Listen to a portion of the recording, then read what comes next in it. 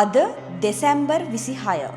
මීට හරියටම අවුරුදු 21කට කලින් 2004 දෙසැම්බර් 26 වෙනිදා අපි නත්තල සමරල අවසන් වෙමින් සිටින විට ඉන්දුනීසියාවේ සුමාත්‍රා දූපත් ආශ්‍රිතව රික්ටර් මාපක 9.1කට අධික ප්‍රමාණයෙන් ඇති වූ භූකම්පනයක් නිසා ශ්‍රී ලංකාවට පැමිණි සුනාමිය අපට අදටත් අමතක කරන්න බැහැ. ඒ සුනාමියෙන් ආපදාවට ලක් වූ ඒ ඛේදනීය තත්වයට මුහුණ දුන් මිනිසුන් අදටත් අප අතර සිටිනවා.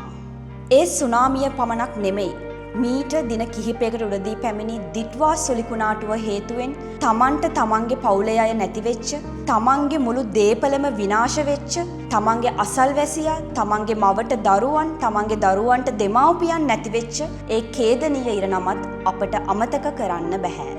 මෙවැනි ආපදා තත්වයන් වලින් සොබහදහම අපට දෙන පණිවිඩය මොකක්ද? ඔබ මම මොන වගේ ජීවිත ගත කරත් අපි සියලු දෙනාම මේ සොබහදහමට යටත්. ඔබ සොබහදහමට එරෙහි වන්නේ නම් එහි ප්‍රතිවිපාක ඔබට නොබෝ දිනකින් ලැබෙනු ඇත. සුනාමිය සුලිකුණාටුව මේ වනකොට පැමිණ අවසන්.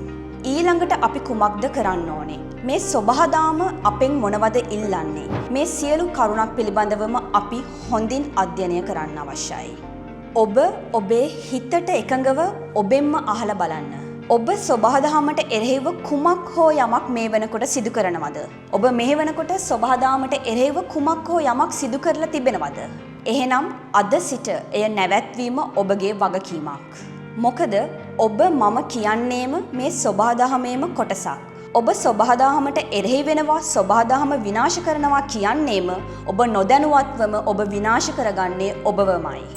ඔබ අද සිට හෝ මේ සොබාදම් මාතාව ආරක්ෂා කරනවා නම්, ඇයට ආදරය කරනවා නම්, අපිට අනාගතයේදී මුහුණ පෑමට වෙන ආපදා මුළුමනින්ම නැති කිරීමට බැරි වුණත් අපට අවම කරගන්න පුළුවන්.